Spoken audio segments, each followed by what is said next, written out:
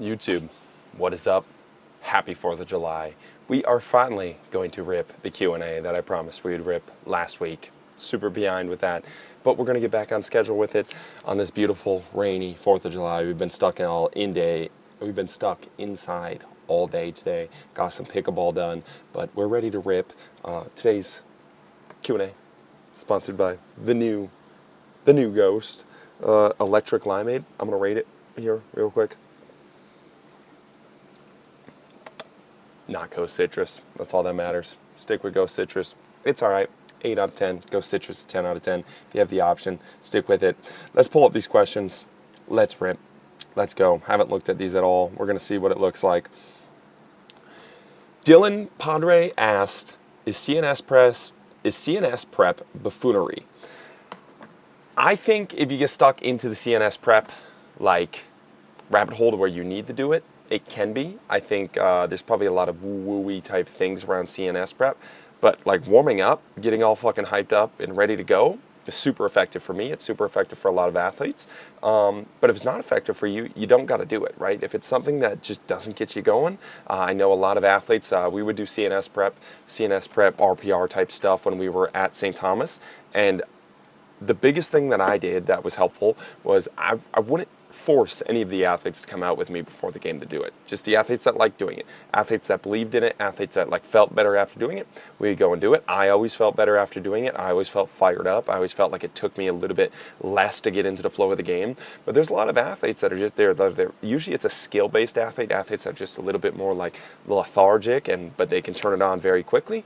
And there's athletes that take a little bit for them to turn it on, or it takes a little bit for them to get going and amped up and ready to go. And I was definitely one of those athletes, and it helped me to get amped up and ready to go. And I think it matters too for the sport that you're playing and the position that you're playing, right? So when I'm saying skill-based, it's like a lot of the wide receivers, QBs, they're more skill-based, right? Like there's obviously CNS and everything that we do, but like there's obviously movement patterns. They have to be fast, they have to be mobile, they have to do all these things. But a lot of their abilities on the field are based off their skill of catching a ball, making plays, running certain routes, throwing a ball on a certain spot. It's very technical and tactical, where a lot of the offensive linemen, running backs sometimes would really enjoy what we're doing, linebackers, because all their stuff is, it's just, again, there's still skill, but a lot of it's just a little bit less skill. It's just go run, find somebody, hunt. And those athletes typically tended to like it a little bit more. For CNS prep, we would do like depth drops, slams into the ground, like where we would jump and we just slam our feet into the ground, rapid fires with the feet. We do some med ball throws and make it very quick. But it's something that I personally find very productive, but something that can have a net negative if you're forcing athletes that just don't believe in it and don't like it to do. I think when you start forcing athletes to do things in warm-ups, especially for a game that is just they don't buy into, it's not going to help them a ton, and it's going to take them out of it, and they're just going to sit there like, why am I wasting this time, right? So I don't think it's buffoonery. I think we have some buffoonery surrounded around it. I don't think it's necessary, but I think it's helpful for some athletes, myself especially. Prod Tensor asks how to deload. Don't. Proud, especially you, bro. There's a lot of athletes. It's just like most athletes asking a question about how to deload. You don't need to deload. Like you're not at a level where you need to deload. You're at the highest and highest of levels of Olympians. You have this one big, absolutely life-altering event. We'll build up to it. We'll make it perfect. 90% of athletes that talk about deloads do not need deloads. You just don't train hard enough, man. You'll know when you need a deload. You'll know when you need to take a step back. And just most athletes just need more training sessions, more skill sessions, and not more trash, not more garbage thrown on their plate, but like they just need to work harder. They need more intent in what they're doing. And most athletes in my own profession, in my own practice, I should say, that are asking about deloads are really, really skinny athletes that talk about wanting to be bigger, that talk about wanting to be faster, that just, they have a training age of like 3 to 4 years, and we're told they need a deload every 3 weeks. It's like, that's not applicable to you. And I think that's one of the negatives we have in our field with as much information as we have is, it is tough to be nuanced with information, but we throw out all these ideas to these athletes and they don't know which ones apply to them or which ones don't.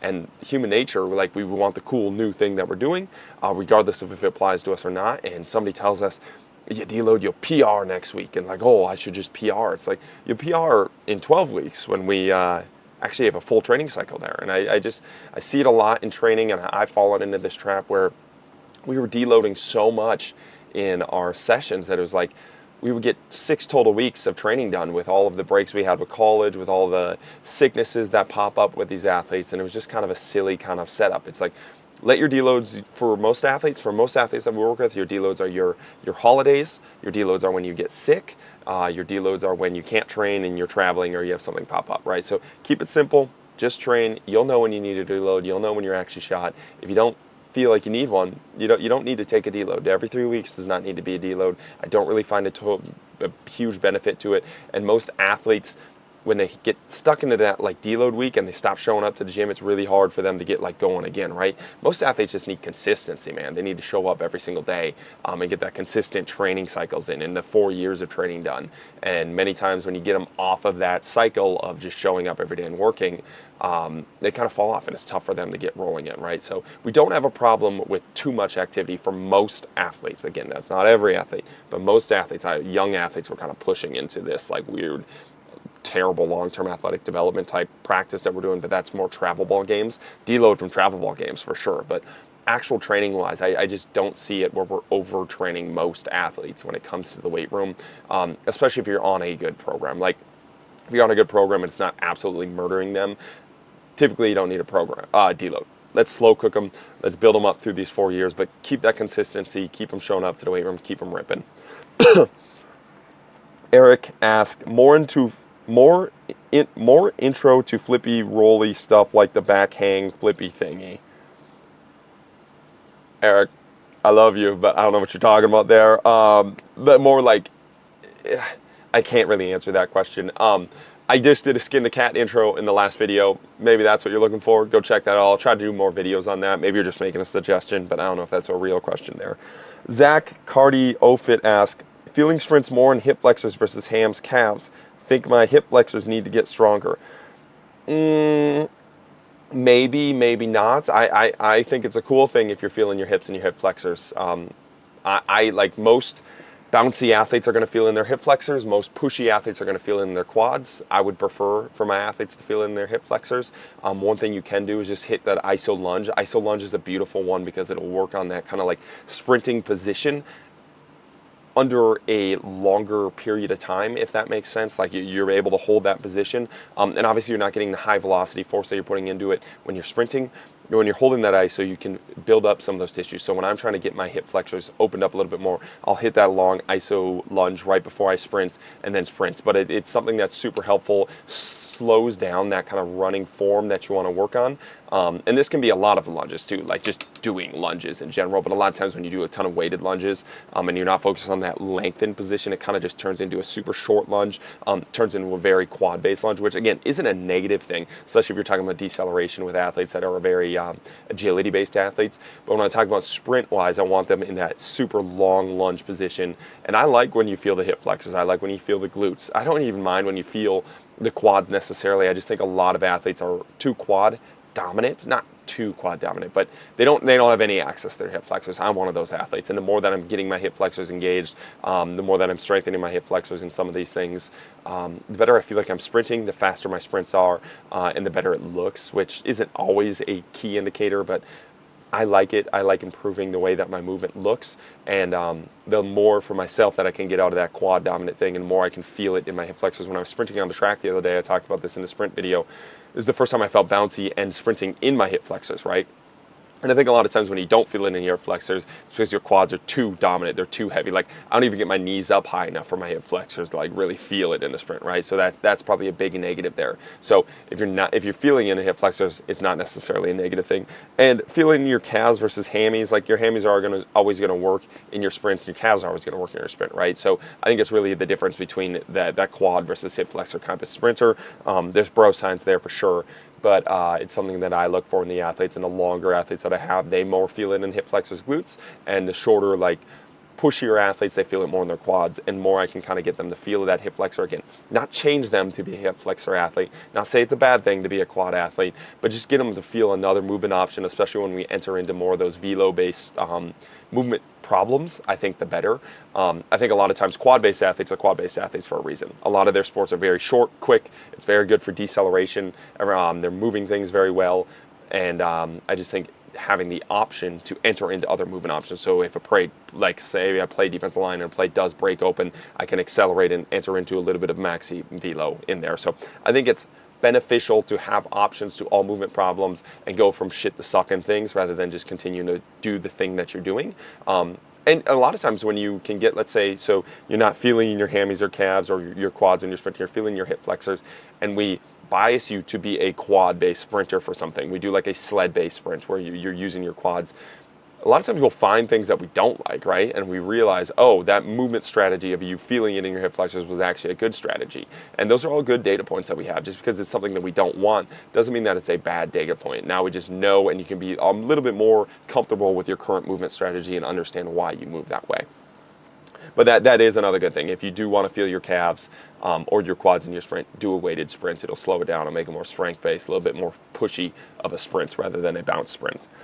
Patrick asked favorite book, question mark, and a laughing emoji is making fun of it because that's what I put in the Q&A that week. But the Iliad, I'm reading the Iliad right now, finishing it up. I know I've been reading it for a while, dude. It's a pretty tough read. I've read like 3 other, it's bad. I've read like 3, I usually don't do this, but I've read 3 other books in the time that I've read the Iliad. Well, I'm reading the Iliad. I just read the Iliad before bed and the other books during the day. And I just keep falling asleep to the Iliad because it repeats a lot of the same stories over and over again.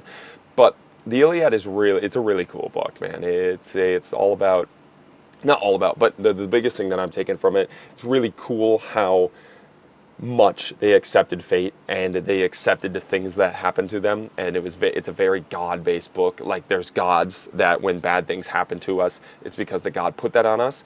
And I think sometimes we get stuck in a little bit of woe is me, is like, oh, that just happened to me. I'm unlucky. I'm all these things. And I don't like that side of it. But what they do is cool job, like through this book, it's like a bad thing happens to the person.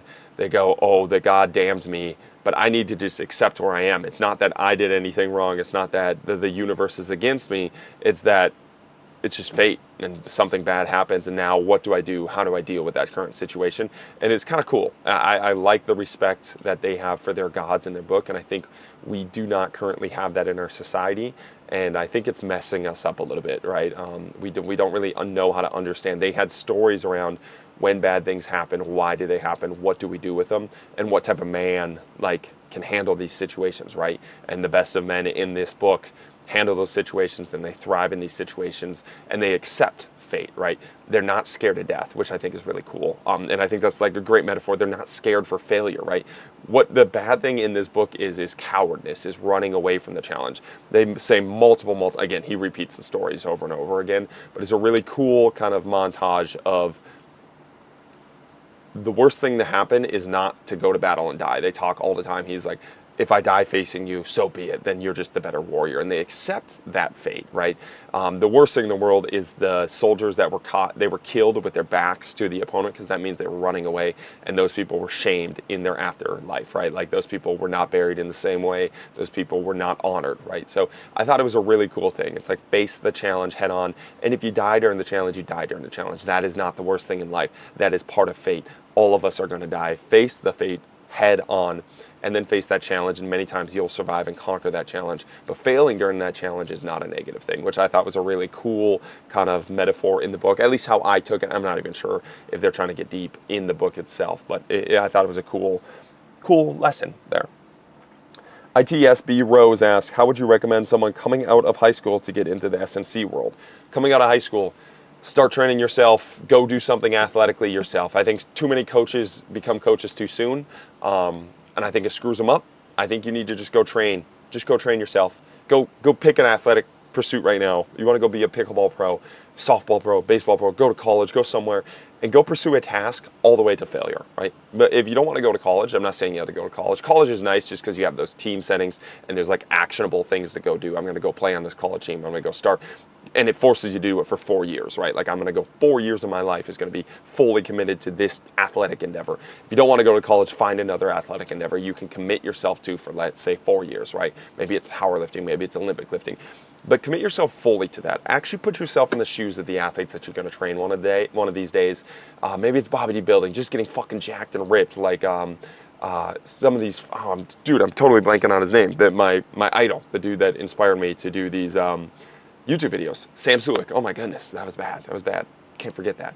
You just want to go get jacked, dude. Go get jacked, but actually go pursue it and go do that and go live it and breathe it for 4 years. Then you can become a coach with so much more knowledge. But I think a lot of coaches, they don't live it, man. They don't live it. They don't breathe it. They're not a part of what they are talking about, and it messes them up. They come up with systems that just they don't apply to real life. I think you should go live real life for as long as possible, delay being a coach for as long as possible, and then when you are worth listening to, people will tell you worth listening to. That's not to say you can't double dip at the same time, right? Like if you're doing this and people are asking you questions, all these things, which they will, if you're seeing results and your program's working and you're experimenting and trying these things, they're going to see you like, wow, Jimmy was 120 pounds and now he's 160 pounds. What's he doing? I should go follow him. And when they ask you those questions, you can go ask them, and that'll be the organic start to your coaching and strength conditioning career. But I think a lot of times we skip those steps.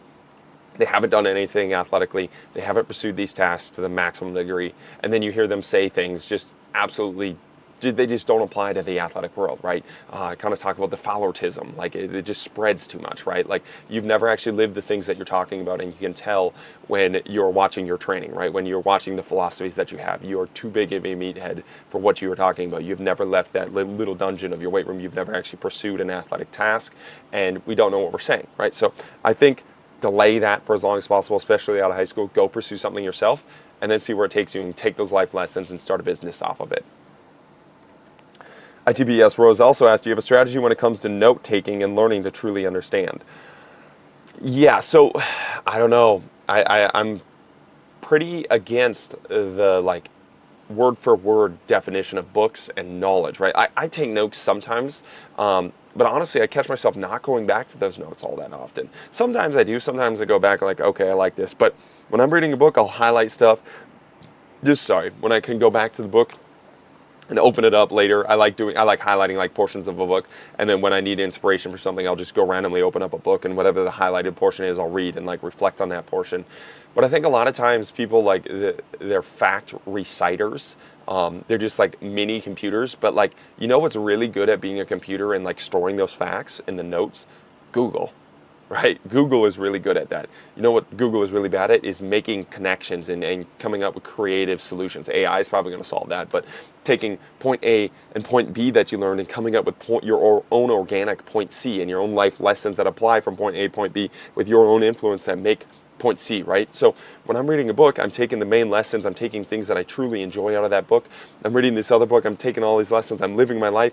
And then eventually I have all this information in my head, not that I forced in my head, but I leave space for these creative organic solutions, and I come up with my own way of thinking and looking at things, right? I just think we live in in a world that has too much information, and too much is put on the exact replication of that information we've already read. Like you're a fact reciter. Again, you're just a little mini Google, but I can do the same thing with the phone in my pocket. I won't sound as smart on the spot, right? But I can Google the same exact question, come up with something. I can go to PubMed and answer these things, right?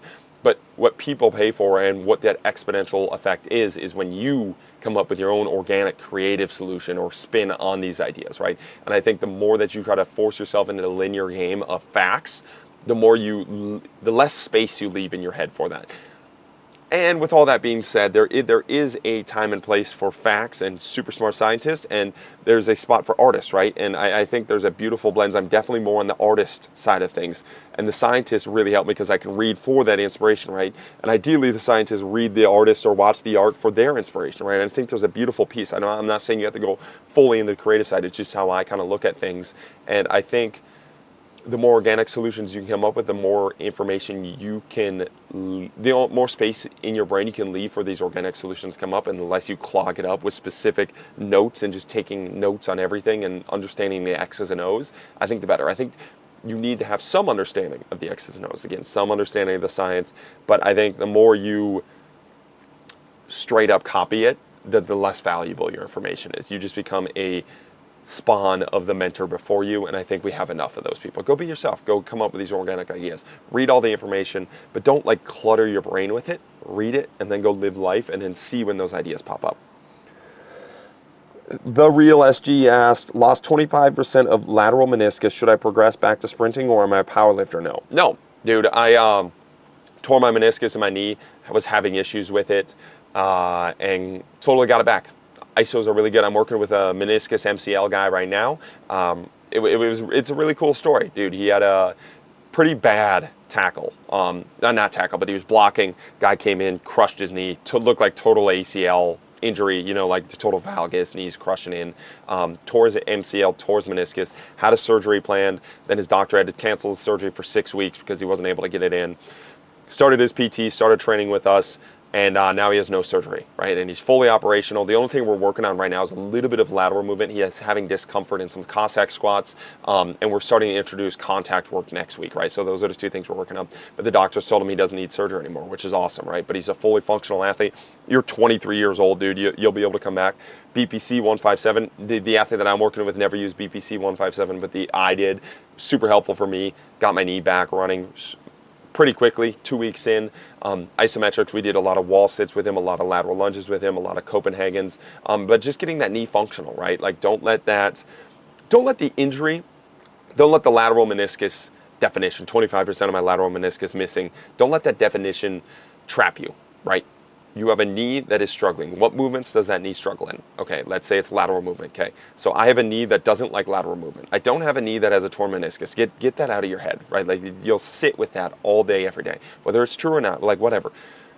You have a knee that doesn't function in lateral movement. You want a knee that can function in this lateral movement. You want a knee that can sprint. Right now, currently your knee doesn't sprint. How can we regress the sprints all the way back to a point in which you can do some of it, so that we can get you to a point in which that you can sprint, right? So you have a knee that doesn't function. We want a knee that does function. Let's start there. Don't start with the injury. Don't start with I have a torn meniscus.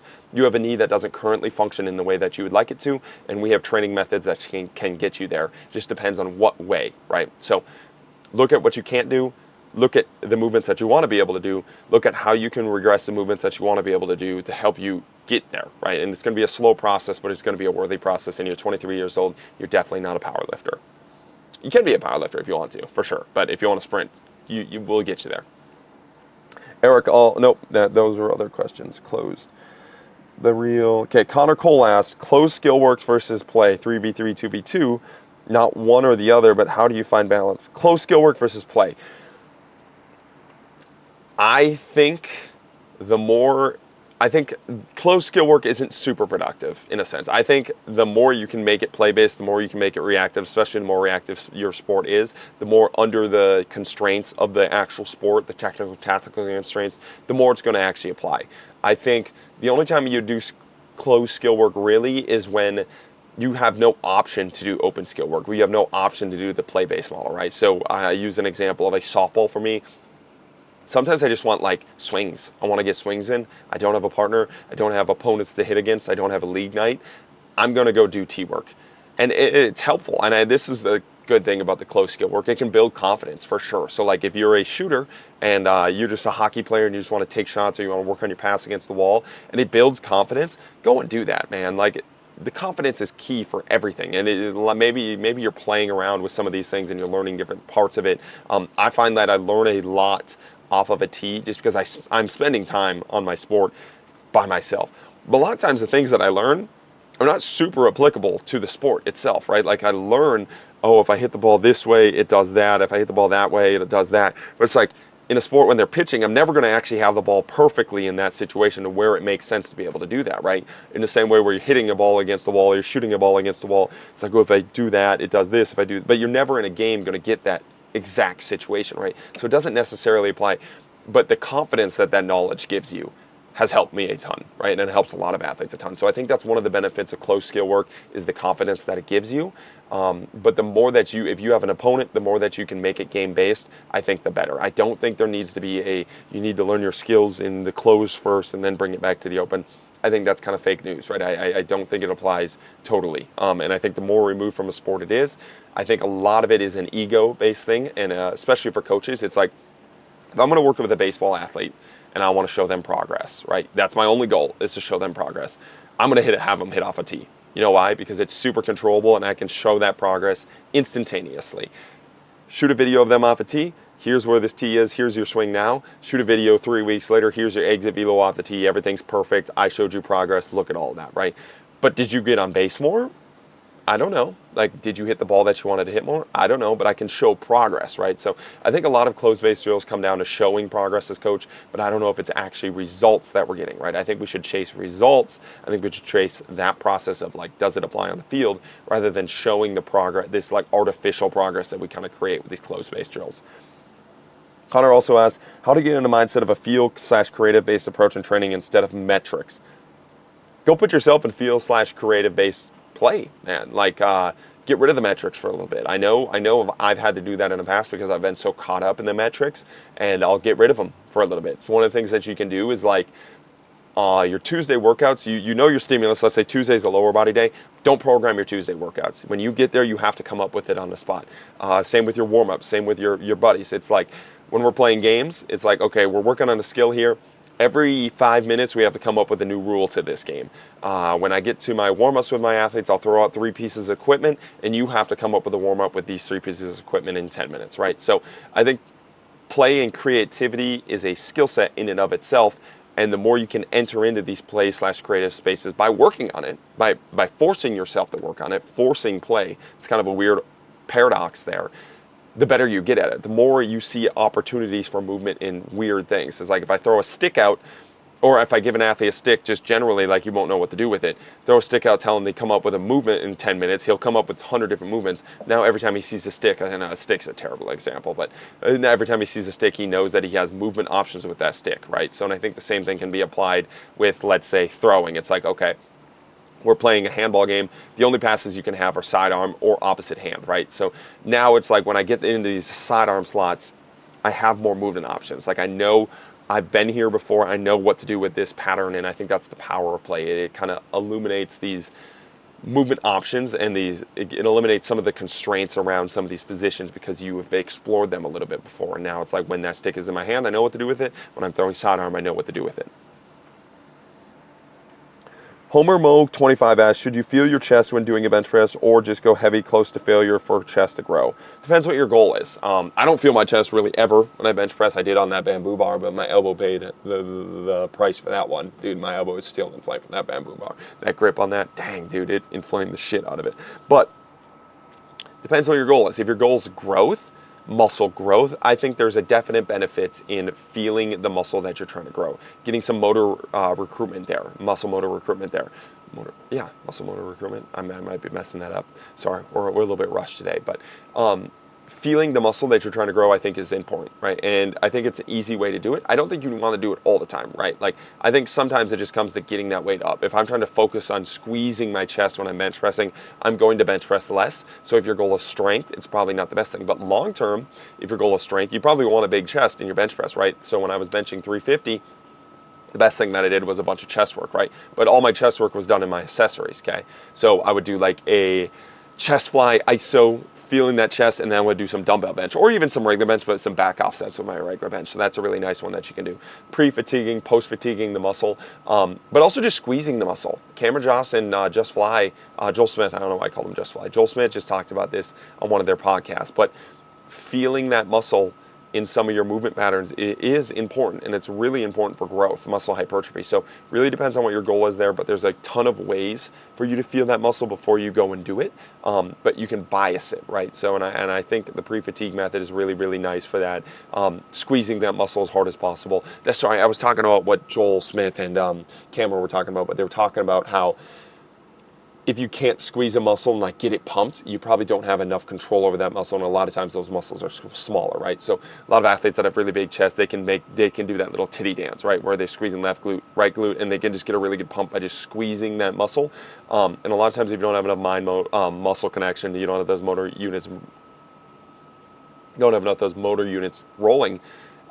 There's really nothing there for you to fire when you're bench pressing, right? Not saying they don't. It's just I think you can build that up, right? So squeezing that chest, feeling it for 30 seconds, and then going to bench press has been helpful. Oh my God, Waddles asked a 6-part question, and that's all one question.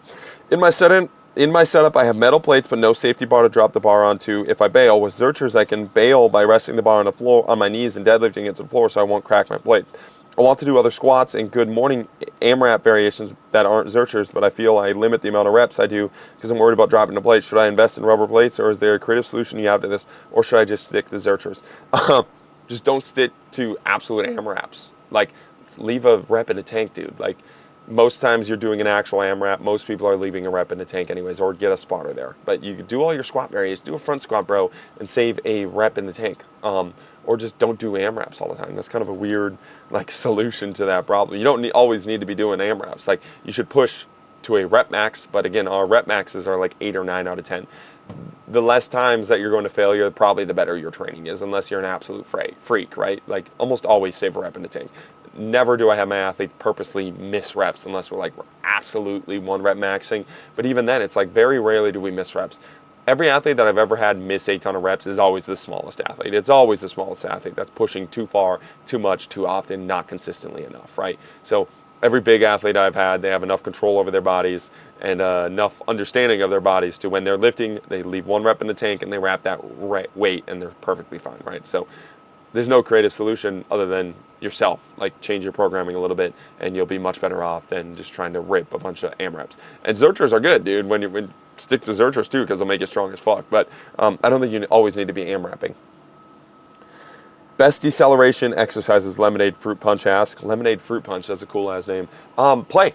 Do a bunch of plays, right? You want to work on deceleration, you want to work on actually cutting, set yourself in an environment where you're perceiving, reacting to information, right? And when you're watching that stuff, I would record your play. So when you're in these 1v1 environments, when you're in these 2v2 small-sided game environments, watch your movement patterns. When you're trying to make a cut, are you not strong enough to make the cut? Like, what's the issue there? Do you not perceive the information?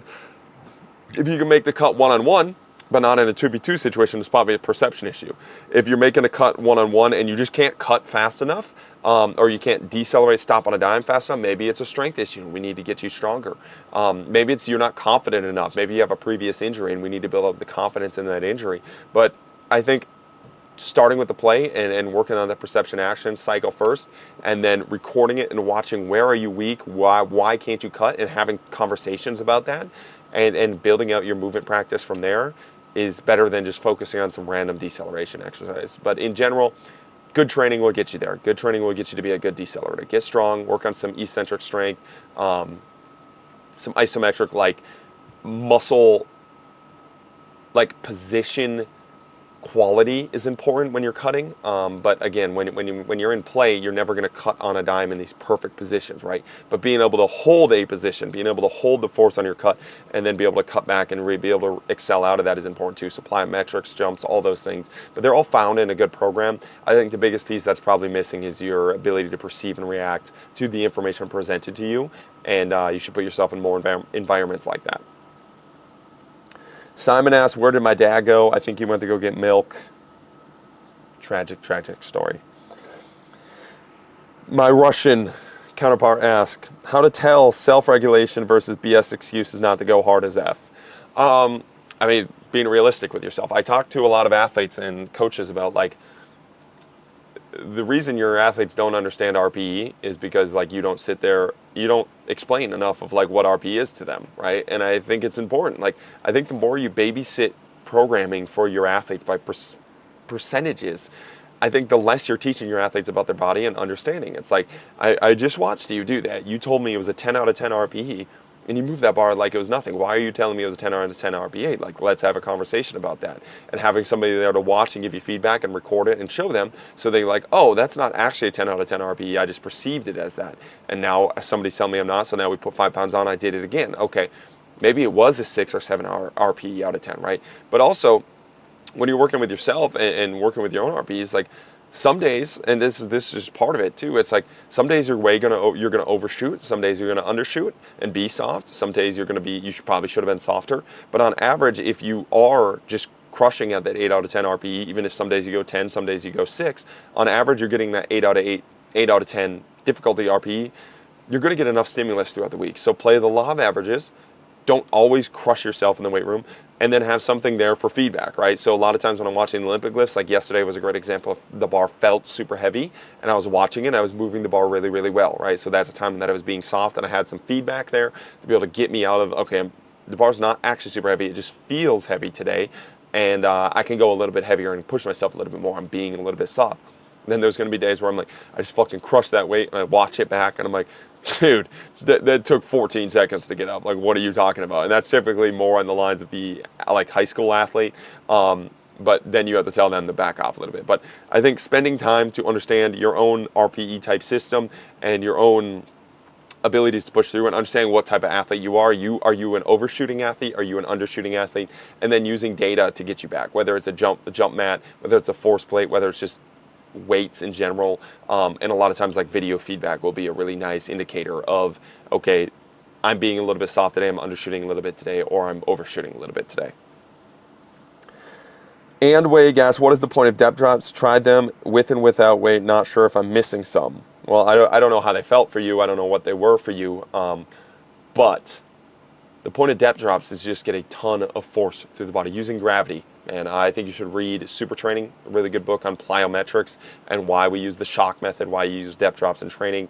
But the biggest reason most people use depth drops, some people use it for like the structural integrity, I guess, so you could go into more like that landing mechanic kind of like world, but you're not going to get more force through your body, through your bones, through your tendons, through your ligaments, than you will using gravity off of a high jump. And if you haven't read Super Training, you should read Super Training, but think of it as like the highest force-based thing you could do. It's way more force at a much higher like velocity going through the system than a squat will ever be. It's a very potent stimulus for the body, for the tendons, for the ligaments, for the muscles, for the CNS, that is really, really hard to mimic. And it's a powerful tool that should definitely be used, but used in a smart way. Dave, Strength and Kindness, what book was that quote from?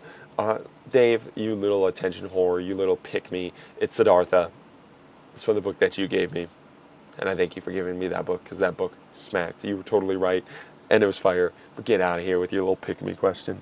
Schultz Carl asked, what have you found to be the biggest key in establishing credibility with your athletes?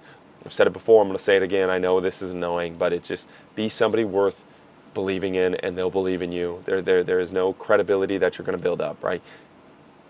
If you want to be believed in, be somebody worth believing in. Whatever that means for you. Whether it's living like a grandiose life, whether it's looking like a super athlete, whether it's lifting a lot of weight and they're like, okay, this guy knows what he's talking about. If you're not one of those coaches where you know it's not just a super athlete, get them results and they'll start believing with you. Get a fucking 100 athletes results and they're going to start buying into what you're doing. Get 100 athletes or just that one athlete in front of you out of pain and they're going to believe in you. Like, wow, this guy knows what I'm doing. Show metrics. I think this is where metrics can be super powerful, is just for that placebo effect of like, oh, this coach knows what he's talking about. Show, hey, you started squatting here, now you're squatting here. I know what I'm doing. Listen to me. Like all of these type things. Like I just think you're not going to force that by talking to the athlete. You're not going to force that by giving a speech to the athlete.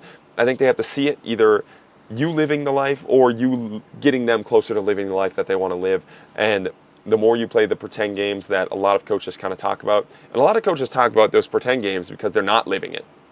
They're not giving the athletes anything to believe in, so they feel like they need to give these speeches. They feel like they need to like have these conversations with the athletes. Again, a credible coach is a coach that gets results, is a coach that's living a life that the athlete wants to live and they can believe in. And if you can't believe in that, if you can't believe in the person, nothing that they do matters. Gianna Lifts asks, no question, just love your programming and steal shit off, and thanks for the content. Fuck yeah, let's go. Keep stealing, keep chopping, let's go.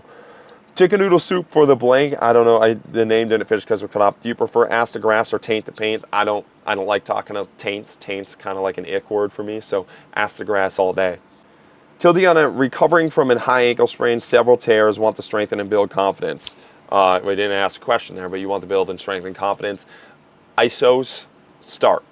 Lateral ankle isometrics is a really nice one for the high ankle sprain. You're leaning against the wall, you're in a high calf raise, you're at this 45-degree angle. That's a moneymaker.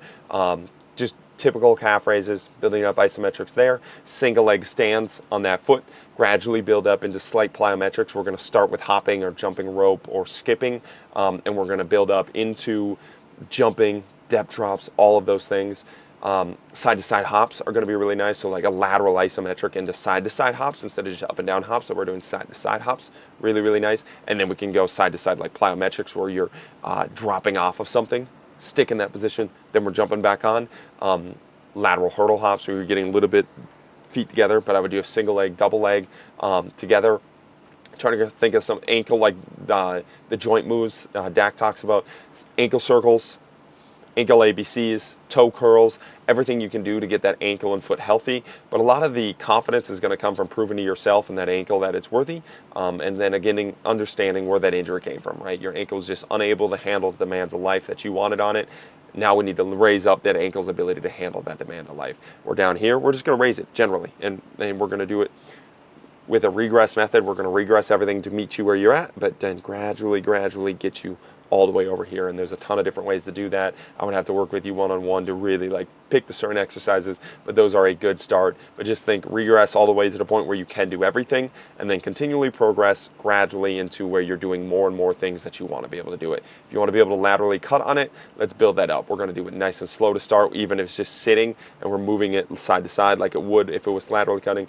And then we're going to do the ISO, and then we're going to do hops, and then we're going to do plyometrics, and then we're going to put you in a mirror situation where we're shuffling side to side under a controlled setting, and we're going to do it fast, and then we're going to get you out of controlled setting, and we're going to do a lateral side to side type game where it's a wider field, shorter field, so you have to solve your solution by cutting side to side and prove to yourself over and over again that you can do it. This is going to be at the last question because it's my grandma's birthday, and I got to get going. So last question here, but Joe asked, thinking about living with apes for a year. Of course, this is the last question. Thinking about living with apes for a year to optimize mobility. Thoughts? Come to JST, live with us for a year. We'll optimize your mobility, and the Sapiens will take good care of you. I appreciate you guys watching this one. I know this. It wasn't quicker. It was 42 minutes. Dang, I kind of cried. I didn't know I went that long, but we got to get going. It is 5:35. I'm supposed to be at my grandma's birthday dinner at this bar at 6, and it is an hour and 7-minute drive. So we're late. We're gonna get in trouble, but just know I did this for the people, and I also did this to myself because I waited until the last second to do this, and we're a week late. But I appreciate you guys asking the questions. I appreciate you guys listening in, and hopefully there's some value here. Keep chopping wood. Let's do it.